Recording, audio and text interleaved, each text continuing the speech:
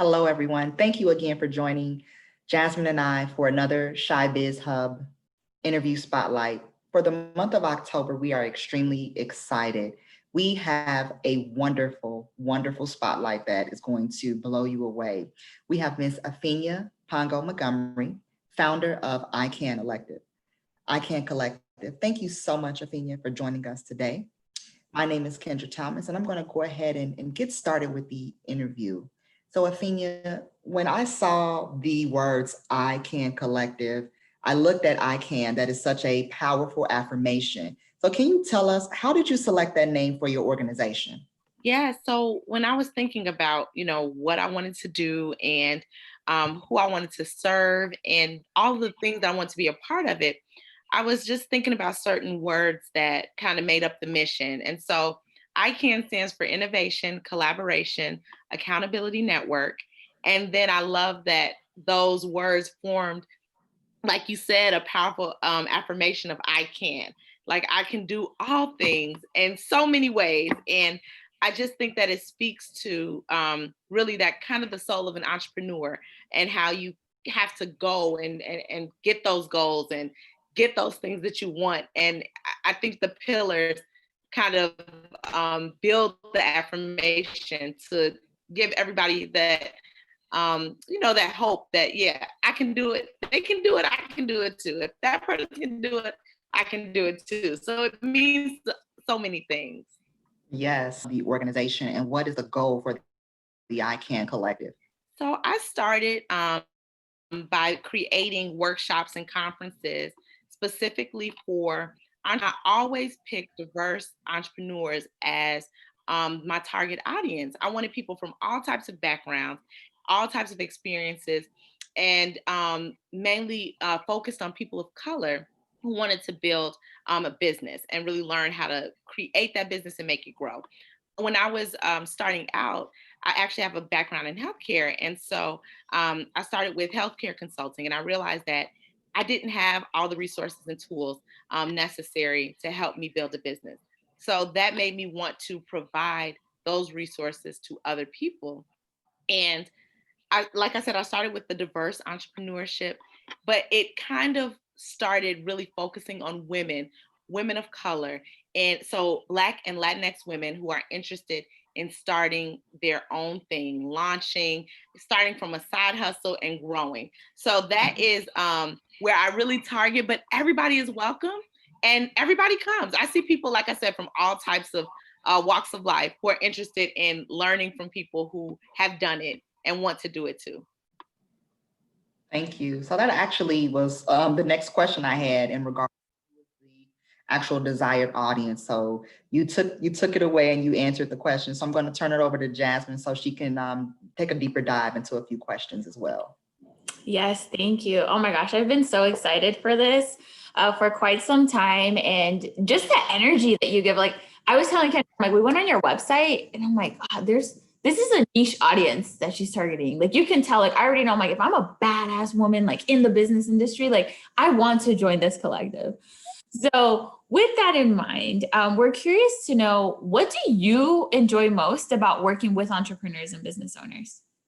I think the thing I enjoy most is seeing that idea come to life. We put so much into creating the lives that we want to live. And oftentimes, a lot of the women that I deal with have done so many things prior to launching a business. So, like I said, I came from a healthcare background. I've seen people come from healthcare. They may come from law. They may be teachers.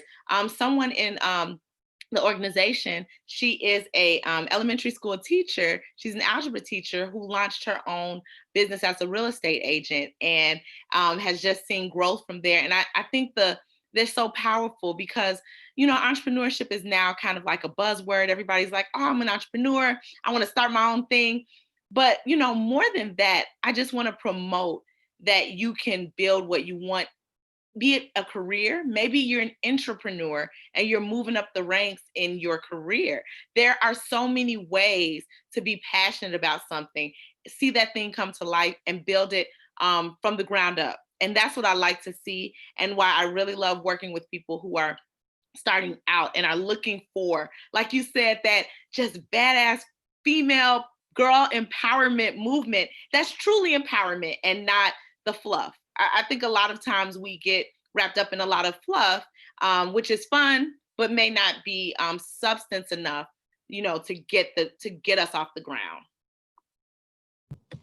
Thank you. So you're encouraging me, because I often joke with people and say I'm a tripreneur. I've tried so many different businesses and ideas, and I'm like, okay, I'm still working in corporate America. But Jasmine and I really wanted you to share your journey to entrepreneurship. How were you able to take that first step? Because so many of us are afraid. We're afraid of, I may not have insurance. What will my family say? So can you please share with us, how were you able to take that first step? Yes. So, like I said, I am a nurse by background. So I started in bedside nursing and worked my way up into management and then healthcare administration. And so that's when I started wanting to do the consulting thing and trying to figure it out. So I stopped doing the consulting as much when I started this venture, which was creating the events to help entrepreneurs kind of build their thing. And so when I started, I still had my full-time job. It was I loved my job. And sometimes that's the hardest part. You love your job. It's very easy when you hate what you do and you're like, I gotta get out of here. And I hate everybody. I don't like anybody I work with, but I love the team. I love what I was doing.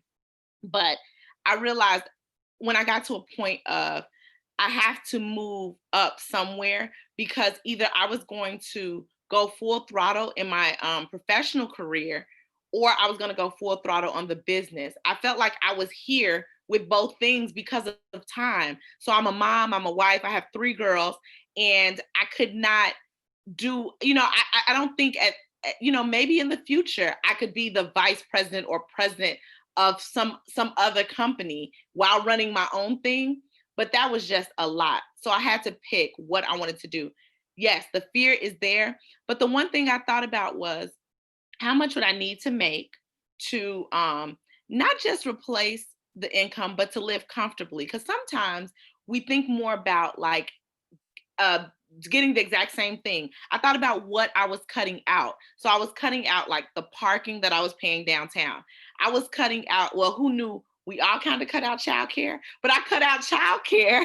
But now, I'm homeschooling, so like everybody's doing that.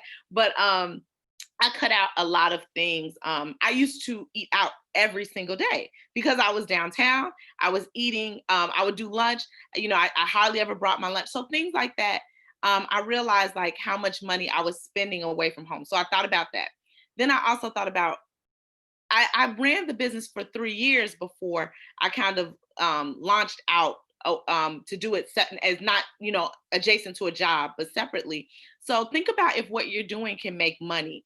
And a lot of times we do things out of fun and out of passion and because we like to, and that's great. But really define if it's a hobby or if it's a business that can generate revenue and that you can grow.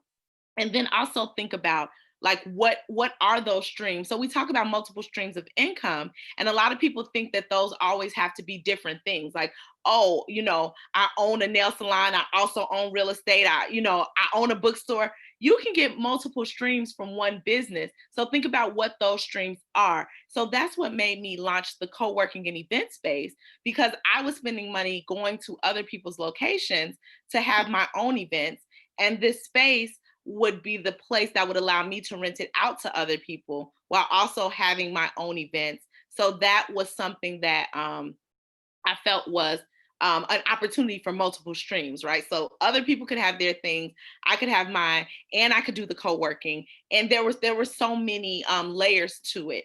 And now with everything that's going on with COVID, you develop additional layers. So you think about worst case scenarios as well.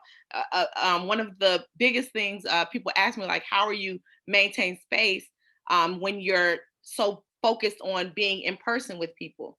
But we opened the digital world. Look at what we're doing right now with Zoom. So there's so much opportunity. And I think people have to think about those things. I also am a tripreneur. I love trying things out, even in jobs. Like my first degree was in marketing, and I had a whole nother life before nursing. Now I think I'm having a whole nother life, and I think I'm going to have another one later. So, and I just think that's something that we as women, that's another thing I enjoy about groups like you asked me about dealing with entrepreneurs.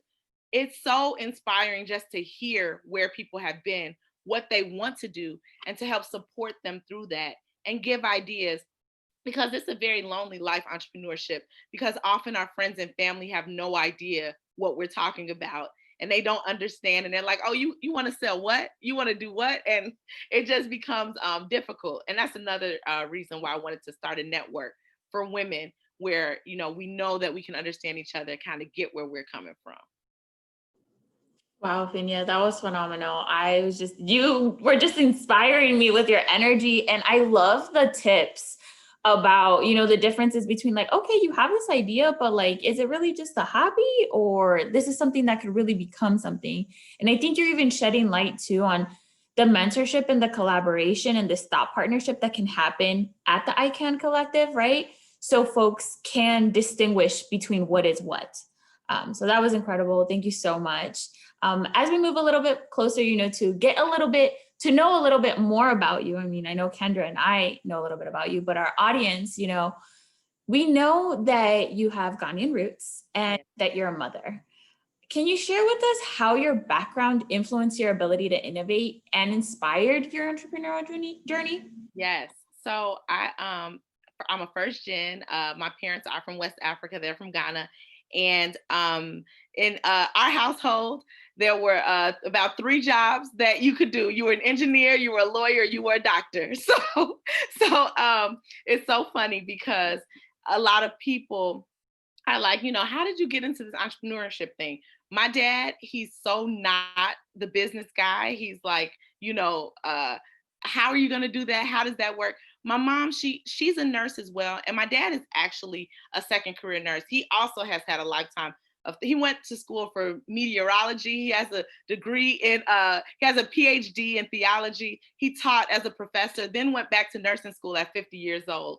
My mom went to nursing, went right into nursing when she came here to the country. And so she always told me like, you should be a nurse. And I never wanted to do it. I was like, oh my gosh, in those days, I wanted to be a fashion stylist. I wanted to travel the world with Beyonce and dress her in New York and all types of things. And of course, life says, we say one thing and life says another. So I went into fashion merchandising and like retail management and those things. But to get back on my upbringing, my family, once my parents realized that, okay, there's so many things that us as their children were introducing them to, it kind of opened their eyes to like the world beyond what we all knew it as in my household. So, like I said, those 3 careers, then there were like, oh, there are different things that you can do that can still bring you happiness, because I think a lot, we often pursue success in terms of what society deems it to be. And so, as a person who's here, and my parents had gone through so much to get us here, they had this vision. But then when they started seeing the opportunities and all the other things that you can do, and that opened my eyes up to innovation as well. When you see the people growing around you, you see the different things that can motivate you in the world and in your community, it really drives you to do something that you can seek the passion in. So I always say, if you can see it, you'll seek it, right? So if you've never seen it, you'll never seek it. So I always was a big fan of vision boards, and it doesn't have to be, you cut pictures out and put on the board. I love that. You can do that. You can do it digitally. You can write in a journal. I would put stuff on my website or in my social media and say, this is what I want to do. And then like it's sitting there, and you may not even think about the fact that it's sitting there, but keep things in the back of your mind. So I think the hard work of seeing what my parents did to ensure that we were okay, and that, that they provided for us, and also like seeing what it looks like to maybe have a dream and not fulfill it. I grew up on the south side of Chicago. I was born and raised here. And like, I growing up, you saw people, you never even thought about your local candy store lady was an entrepreneur. We didn't think about it like that.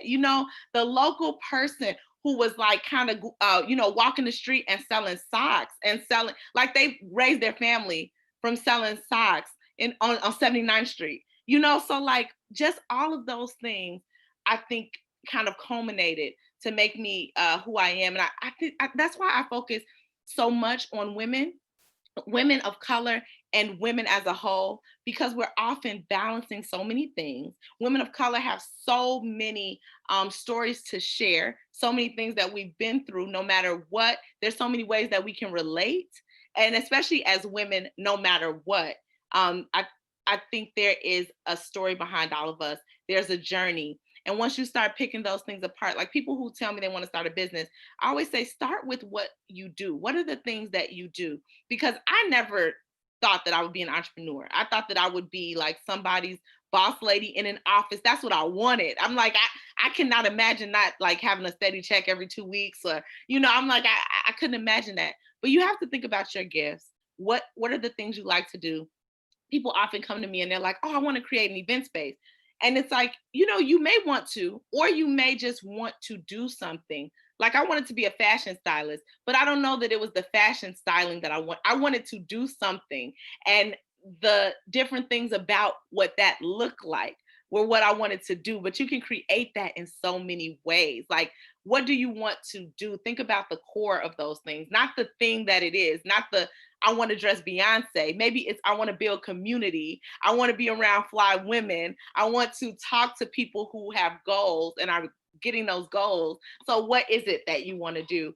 And kind of break those things down and look at your background and your history. We have so many gifts we don't even think of as gifts, and we take them for granted. So I think, like I said, coming from being a first gen person and then Southside Chicago, I think all of that kind of came together to make me who I am today. And like I said, I think there's another lifetime in there. I'm going to do something else later. I don't know yet, but it's going to be something else. Wow. Wisdom. I mean, so many nuggets that you were able to just share with our audience today. And I know you mentioned like, wow, I wanted to be a boss lady, but you definitely are a boss lady. When you think of a boss, I mean, seriously, how many women you inspire, how many women you motivate, and you're leading by example. So you're showing women, it doesn't matter that because I'm a woman of color, I'm a first generation here, I grew up on the south side of Chicago, I'm a mother, I'm a wife, I am able to still lead and take chances and be successful. And that's really what we want our audience to know about when we talk about entrepreneurship and the journey, and just how many people don't know that there are phenomenal organizations like yours. And so you've already just shared so many encouraging words with us. And so Jasmine and I would really like you to speak to the entrepreneurs and the small business owners that have been a little discouraged by what's been taking place recently with the pandemic. And we know that a lot of businesses have had to unfortunately close their doors. Do you have any encouraging words for them during these times that you could share? Yes. Number one, don't let anybody make you feel like your journey is supposed to be linear. It has to be one way, right? So you maybe have this thing that you created and it was going well, and then this happened. It's okay to go back to a corporate job. There is, I heard a lot of stuff, mainly before COVID though, where people would say, you're not a real entrepreneur if you're not doing it full time. That's so never been my motto, never been my creed. You are doing what you want to do. You're making it happen, and you define your rules for yourself. So if your store closed or your business had to pause, I had a conference called Pivot, Pause, or Evolve. There's so many ways that you could take your journey, especially when things that unexpected happen. So please don't give up if you know it's your dream, but don't be afraid to pivot, turn it around and do something else. That is okay. You realize you started this thing, you love this thing, but you want to do something else. It's okay. It's okay to pause the business. You might have to pause it. You still want to do it, but you need to put it on pause. It's okay to evolve and grow and do things differently. Maybe you're doing the same thing, but you're doing it differently. You went back to work a full-time job. I always tell people jobs aren't going anywhere. Even in a recession, when you have certain skills, and we all have skills, right? I don't care if you went to college. I don't care if you didn't. There are skills, and never be afraid to humble yourself and do something you didn't expect to do, because there are companies that thrive no matter what. So maybe you're gonna take a management position, and I haven't been in retail in years. Does it mean that I couldn't go back? I still know how to do those things. I have those skills. I was a CNA at one point. I can still be a CNA today. I can still be a nurse at the bedside. I have nothing that I won't do to ensure that my family is taken care of or that my dreams are realized. So if it means I go back to the floor, do what I have to do to make those coins, I will do it. And I think a lot of us have to think of it in that way, and never think of it as a failure. It's a lesson. You closed your doors, but guess what? You opened them. At one point, whether they're physical doors or it's a business you started out of your home, whatever, you created that. It's still there. It's still in you. You built that. And even though it might be different now, and you might be suffering and devastated now, there is always an after. Depending on your age, you lived through the recession in 2008. I remember in 2007, we bought our first home. The market tanked. Our home was worth like 2 cents right after we bought it. And we were newlyweds. We had gotten married in 2006.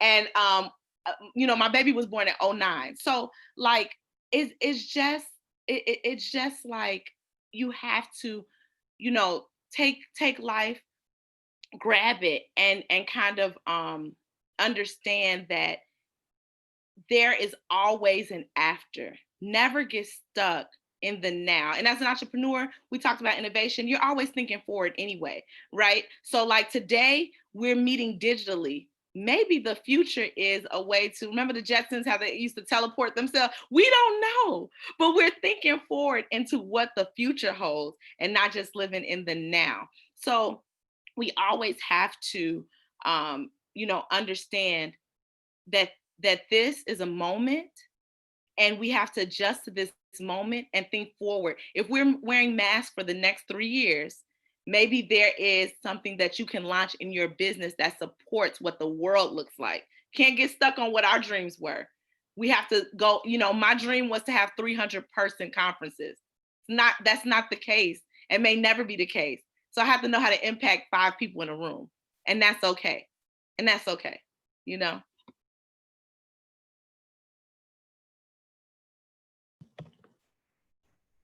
Afenya, we are extremely grateful. I'm blown away by the words of encouragement that you shared with us, and more importantly, really inspiring the entrepreneur to dig deeper every day. Jasmine and I, we have to find that energy to dig deeper, to provide the entrepreneur community, small business owners with resources and financial resources that can help them. And so we're extremely grateful for your time. We are so appreciative that you wanted to share your journey with our audience.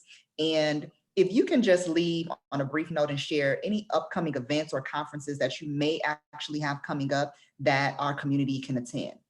Yes, so I have an event coming up October 24th, and it is in person, socially distanced with masks, and it's called African Queens on American Soil. And it is really digging into entrepreneurship and how it can be a form of activism in our community. Because not only are you building your dream, you are showing your dream to other people and creating generational wealth and being an example. And I want to talk about that. So we'll talk about things like marketing your business, getting business funding, all of that information, and have really awesome presenters. So that's what's next. And we also have some digital things coming up. So just stay tuned on our website at theicancollective.com and on all social media at the ICANN Collective. We thank you again for tuning in. Jasmine Garcia, Kendra Thomas, ChiBizHub Business Resource Providers. We had another phenomenal Entrepreneur Spotlight, and we can't wait for you to see what we have in store for the rest of October. Thank you again for joining us, and have a great day.